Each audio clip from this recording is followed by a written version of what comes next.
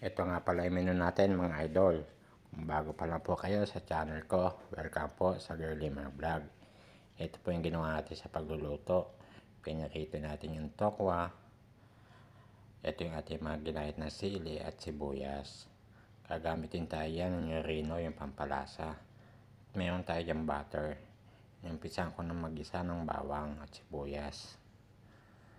Pagkatapos niyan, nuhulog ko yung piniritong tokwa. At sinunod ko naman yung sili.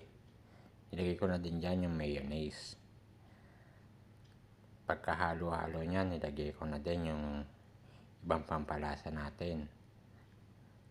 Naglagay pa tayo ng sibuyas. Nagdagdag tayo ng konting asin at konting paminta. At ito yung ating pinakapampalasa, yung rino, liver spread. At ayan mga idol, meron tayong tokwa sisig